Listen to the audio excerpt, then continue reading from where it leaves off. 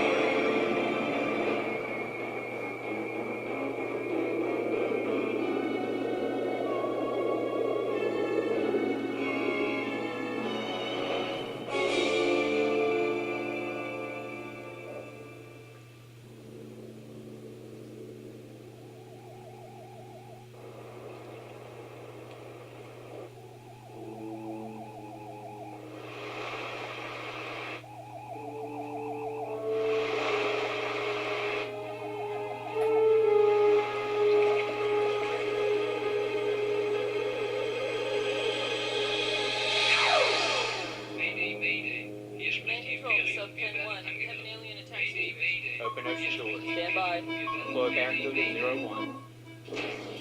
Barracuda 01 launched. Maintain radio contact.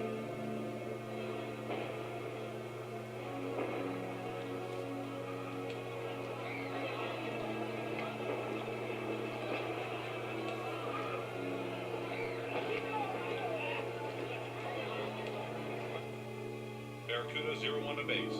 Approaching Hyperion. Or at least what's left of her. I'm going out there. Let me take a look. Okay, Jake, be careful. Airlock clear. Oh my god. Oh my god. Jake. Jake. You read me, Jake. Jake. Jake, come in. Poor Jake. Alright, we're going straight into a new game on veteran difficulty, and this is a slightly important part with keeping a good sight of your base. In previous playthroughs, I've gone to the US. I've also had a base in Europe, because they're another good one for high funding. But the one that seems to give me the most sub activity tends to be between Japan and Australia. So I'm going to build my first base there.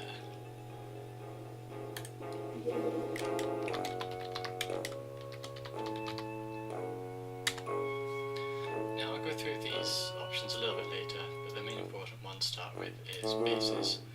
And this is where XCOM have got their bases set up.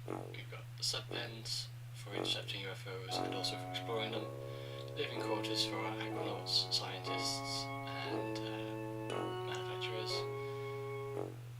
got sonar, general stores, workshop and laboratory. And the first thing we're going to do is build a couple more facilities. First of all, we're going to build some new sub-pens at the top here. The main reason for this is because if we ever have the aliens come and invade our base, they appear at the sub-pens and at the airlock.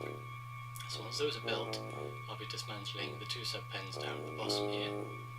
And because we're going to get rid of the living quarters, we want to make sure we've got another one coming in. We want a wide array sonar to improve over the standard sonar and have a longer range for detecting submarines. And alien containment is always another good one to start with, because if you go to explore a sub or go on terror missions and you capture a live alien, that's the only way to keep them alive for your research. Now I don't expect to be attacked anytime soon, so I'm not going to build any defences, and until that living quarters is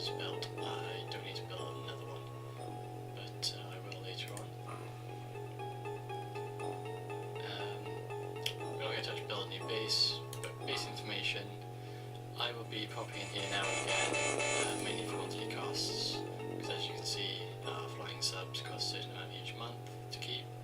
We've got salaries for our acronauts, technicians and scientists, and then base maintenance for all the facilities. And the income comes from the funding that the governments give us to help us run XCOM.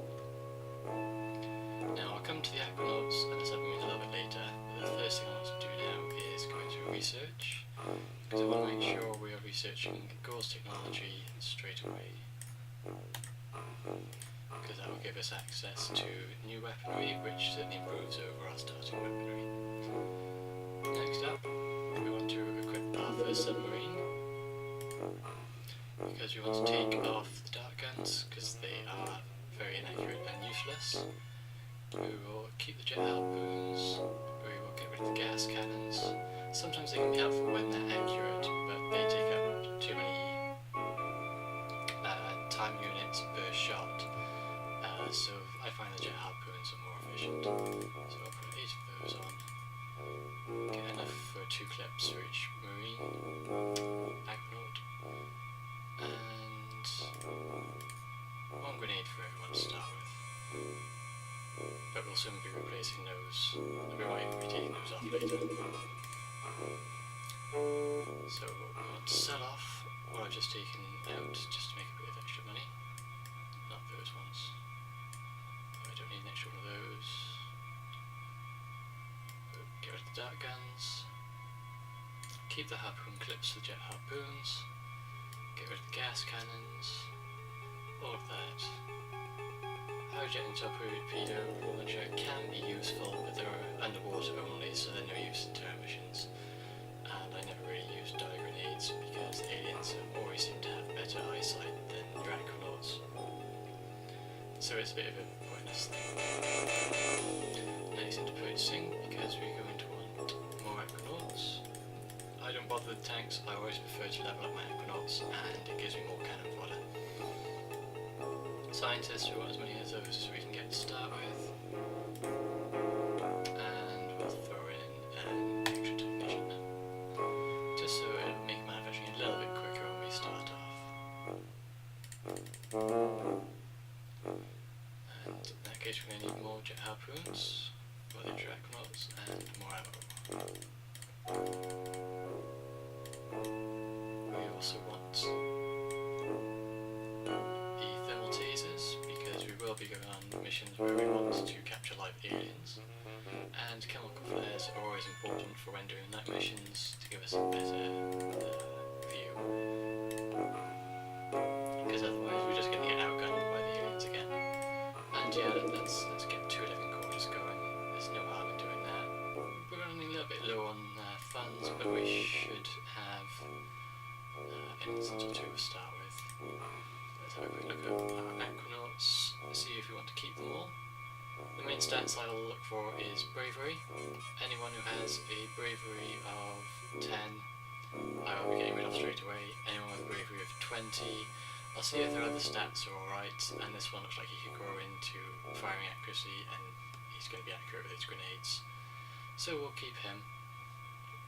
The main reason to keep bravery up is just due to the fact that you don't want them running, your acronauts running away and pretty much being useless for a couple of turns. This one's got good reactions. And later on I will be putting in initials just to show which ones are better at what, and I'll even be renaming acronauts. So we'll come back to that. That one's got good bravery, good firing accuracy, great bravery, great overall stats. That one's a good one to keep. Again, low bravery but nice reactions, balances it out even with the lack of accuracy with their gun, they might get a lucky shot. That one's good. Aha! Yeah, we want to make sure he's gotten rid of, so remove, just so he's easy to find for the stacking menu. He's very good. He's alright. I think I've gone through that one. Yeah, we're back to the beginning again. Okay, so we'll get rid of one more. I've got to take him off the sub first. So onto the Triton. And there he is. He's the spot. Get rid of him.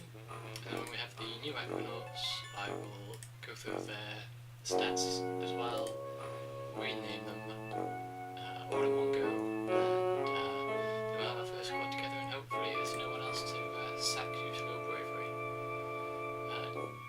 Now I'll go through these menus briefly. We've got intercept, so that whenever we find a sub, we'll either, if it's grounded, or whether we've already shot it down, we can take a Triton out with our crew and explore it to get alien artifacts, to defeat the aliens, therefore getting us more points for each month to allow us to get a chance to having our funding increased. And then we've got and then for more research. And then we've got 2 Barracudas for intercepting subs, which is very useful because you don't want them running around terrorizing the world and reducing our funding. So that's a good reason to have a base near the USA, because they're very good funding. Same with Europe, and the main reason why we're where we are because you've got Korea, you've got Japan, you've got China, Australasia, and the Asian coalition as well. So we're trying to keep lots of people happy at the same time.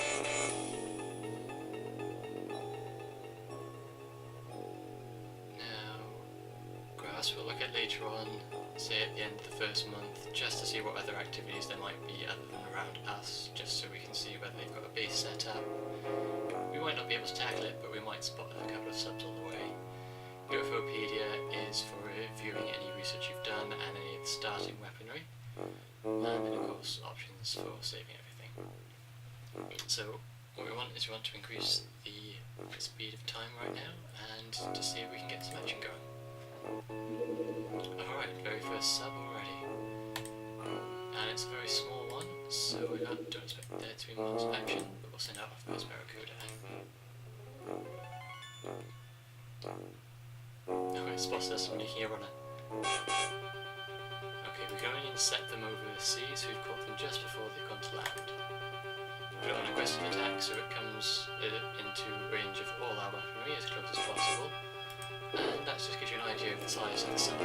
One shot and it's already down. Sorry, didn't see that, but our IX torpedoes hit and got it down. I thought it said down, but it looks like it's been destroyed. Either way, it's a good thing for us. It just means we can't explore now that it's been shut down. Maybe it just clipped the land, it did look close. But I'll throw this into a quick save. And this will be a fifth attempt.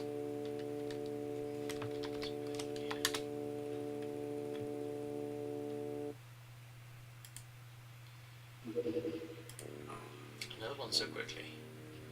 Okay, well that one's touched down. We'll send out a Barracuda in case it decides to take off before our Triton can get there.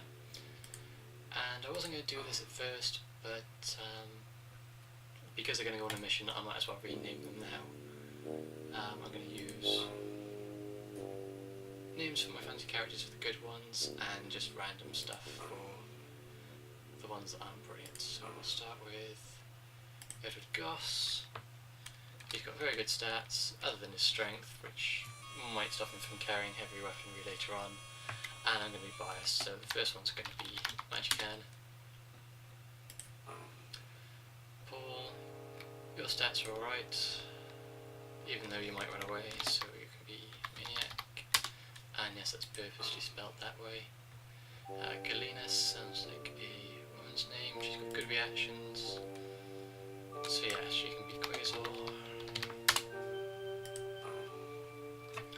Tracy, you've got great shooting. And you've got good strength for weaponry later on, so you can be Asmandia. I'll add in the initials here actually, I didn't mean to do that with Quasar. And we'll go back for Magican, because he's also got good reactions. Not Bubbles, but SS, but he's not quite there yet. Around about 65 would be better. Deborah Torres, that's even better than the other two, I should have saved the names for that, but we'll go for, we'll dip into